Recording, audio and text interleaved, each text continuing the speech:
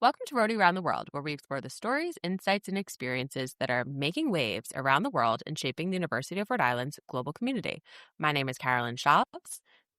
And I'm Keegan Scott. So, Carolyn, your last name is no longer Ballerman. That's true. It's Chaves now. I just got married a couple weeks ago, and I've been on vacation. Well, congratulations. We're excited to still have you back. Thank you. Different last name, same great host. So, we're ready. Yes. Now, our special guest today is Timothy Berard, who received his BA from URI in Political Science and Africana Studies, and during his time at URI, managed to receive a Demers, Gilman, Wrangel, and Fulbright Fellowship. He went on to receive his master's at the University of Sussex through Fulbright and is currently a management and program analyst at the U.S. Department of State. So certainly quite accomplished, Tim. We're excited to have you. So I wanted to begin, of course, really from your journey of where it all began, right? So it's very clear that when you first started at URI, it seems you had a strong interest in international relations. So how did that interest first develop, and how did that evolve through fellowships? Yeah, so my first real interest in international affairs came when I participated in a study abroad program through URI, where we went for 2 weeks to Cuba and got to understand the complex challenges that the Cuban people face, especially as it relates to the U.S. embargo. And that kind of got me interested in other places that I hadn't really had much experience in. And so through the fellowship office, I applied for a Gilman scholarship so I could engage with language. And I was super interested in Arabic and in Arab cultures. So I was able to receive the Gilman scholarship and the Demers fellowship to kind of facilitate me learning Arabic.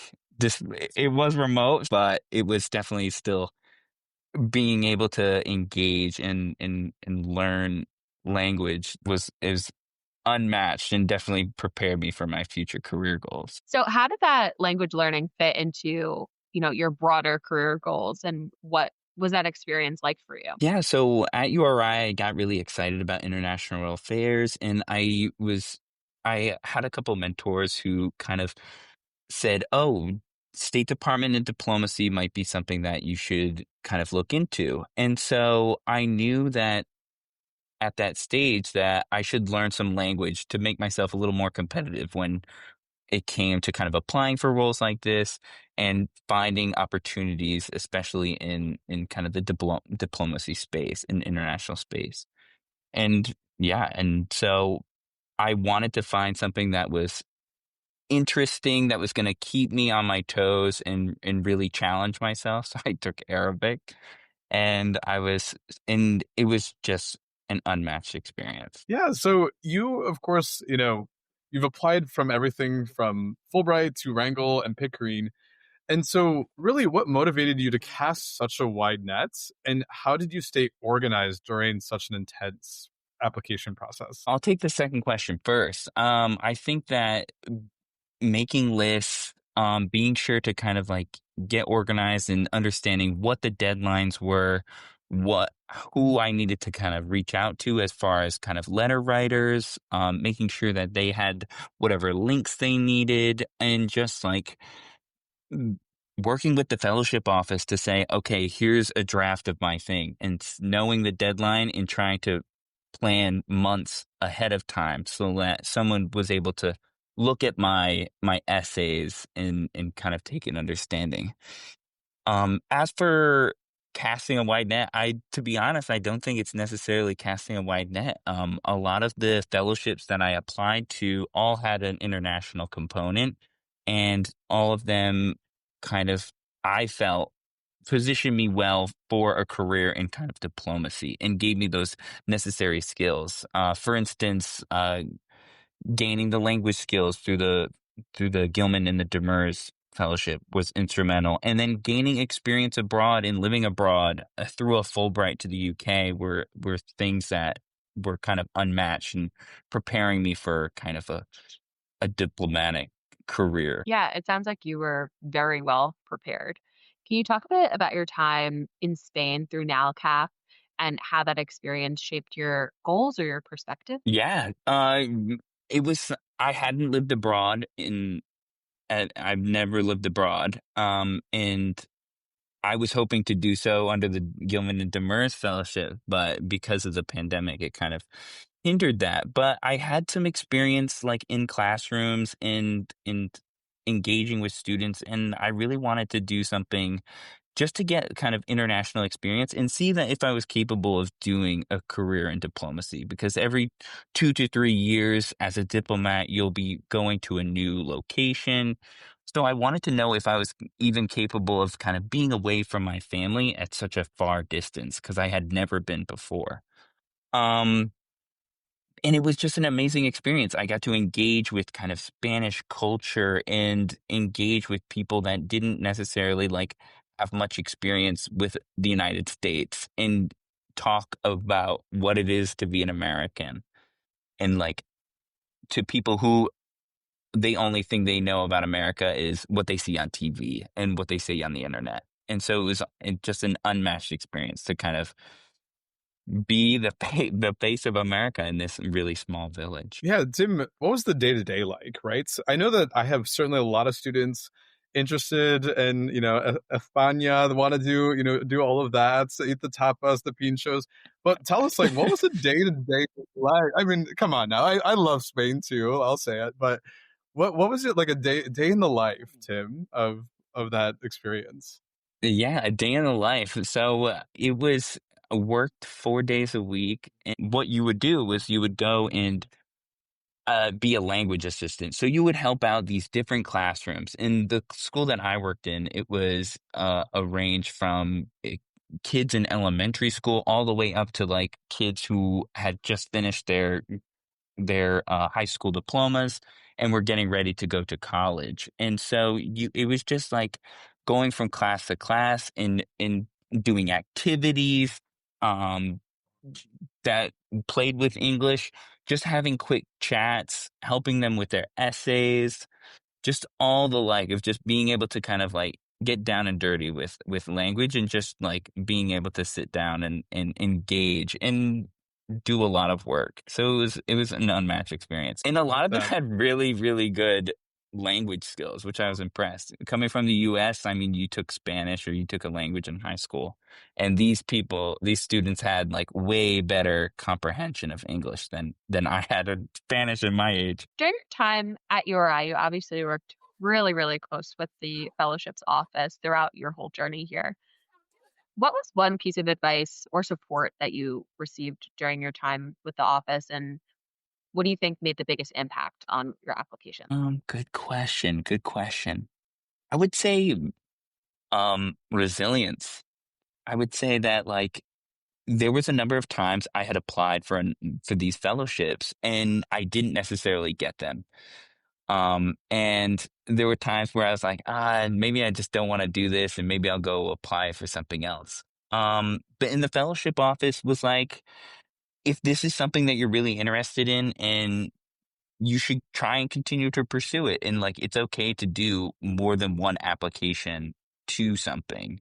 Cause and do things on the side that still bolster your application. For instance, I was doing an internship on Capitol Hill and I was still applying. I had applied for the Marshall Fellowship and I was a finalist and I didn't end up getting it, but at the same time I was applying for the Fulbright and the fellowship advisor at the time said, "Hey, like you should consider continuing to apply. There's still a chance you could get it in the future. Don't get so hard on yourself." And there are other fellowships that you should also consider that would be just as good.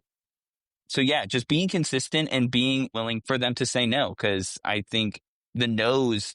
I'm actually glad, for instance, that a lot of these fellowships told me no because it made me be self-reflective and say, okay, was this the right career goal or like the way I wrote this essay and what my plans were, maybe that's not the career path I really want to pursue. And maybe I should consider doing something else. So I think the process in itself is valuable of going through and applying for these kind of fellowships, even if you don't get them. Tim, that is the shameless plug the fellowships office loves to hear. Exactly. I cannot second that enough. I'm always telling students to say, look, the process of applying is so important. Not, ideally, yes, you will get that fellowship, but more importantly, you learn more about yourself, that element of self-reflection, figuring it out, and again, trying and applying. So thank you, Tim, for hammering that home. I very much appreciate that. Of course, of course.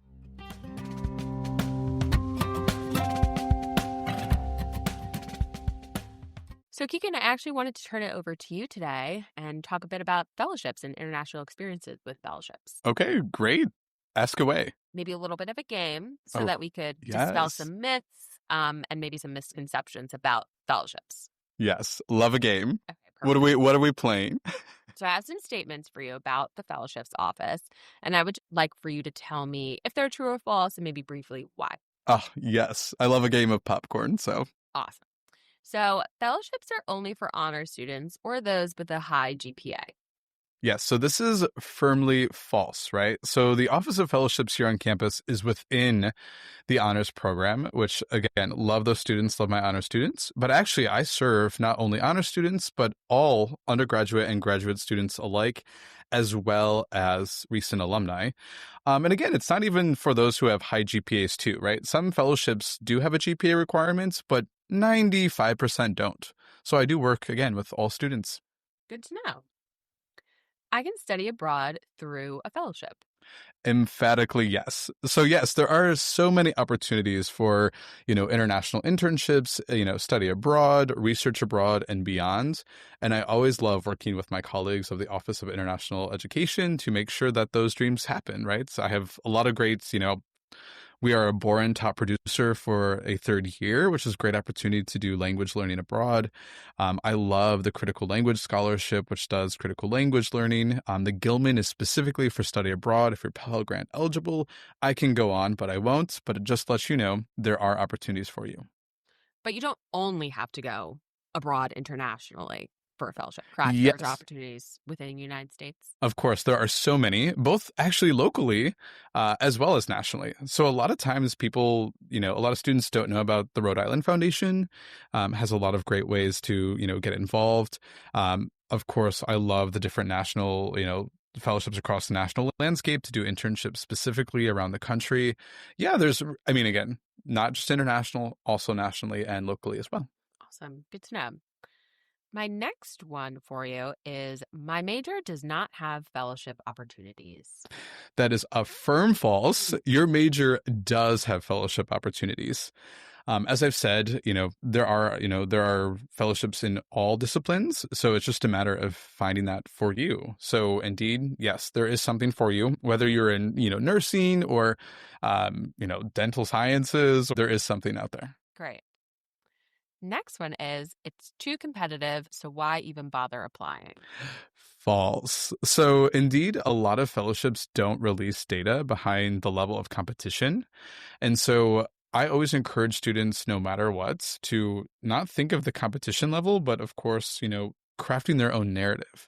And also, again, I want students to win. I want students to receive this funding, but it's more than that. It's about the journey, right? Of them figuring out why are they studying what they're studying, or what do they want to do next. It's a time of exploration when you work with the fellowships office. Yeah. That's a really good segue into my next one. So your office doesn't just help me win, insert name of opportunity here, right? Yeah, so it's true because I will not help you just win the opportunity, right? I'm also going to help you learn more about yourself. And that's why I work with all students, of all GPAs, of all calibers, right? This is, again, I'm a resource, I'm an advisor. So there are many, many opportunities that's, I can say, hey, maybe you've thought about this opportunity on campus, or perhaps you've thought about, this fellowship to the Rhode Island Foundation, and then you can start building on it. So that by the time, you are recent alumni or you are a senior, you'll have all of these opportunities under your belt. You'll have a great resume so that you can be more competitive. But again, it's figuring out what works for you. And there's a lot of great experiential educational opportunities for everyone. The rejection just means I'm not good enough. Carolyn, that is a firm falsehood. Nothing but calumnies and lies in the studio. No, so it definitely does not mean that, right? I mean, a lot of times when we go through an application, I'm always telling students, okay, what is the application criteria? What does that look like? What do they want, right? And how can you frame your experiences for that? And I think a lot of times, if you do get a rejection letter, which of course is perfectly natural, right? Not everyone is going to receive a fellowship, you know, um, it doesn't mean you're not good enough, right? It means that perhaps they were looking for a different skill set, right? Or, someone else different, at a different point in their life or career. And that's why I always tell students, think about this in terms of your own journey, right? What did you learn from this by applying, right? You were likely asked some tough questions. You might have had an interview for a few fellowships, and that's great experience, right? To help, build your own resume, right? We have a lot of resources on campus, but it's, fellowships is really a great way to apply a lot of career goals, career objectives, and really your own ideas of what your own future looks like. So thanks for playing my game, Keegan. I love a game. Of course. Yeah. Thanks for sharing. Yeah, I love it. So hopefully, I know that we're wrapping up here, but I just want students to know, as well as faculty, if you do have any questions and are looking to apply yourself, uri.edu/fellowships is where you'll find all the information of Office of Fellowships at URI. I'm always happy to help students. They can schedule appointments, come to our info sessions, and do all sorts of, join all sorts of our engagements in that sort of capacity. I also will say for any faculty listening, there is a faculty and staff page. So if you want to nominate a student for a fellowship, request a presentation, even join a committee, there's many ways to do that as well. So there's something for everyone on the fellowships website. Yeah, thank you so much, Keegan, for, sharing all things fellowships with us today. It's always a pleasure, Carolyn, especially when you have a host like you. It's easy breezy cover girl. That's the motto here. So, from Kingston to the world, thank you for listening, and we'll see you next week. Bye.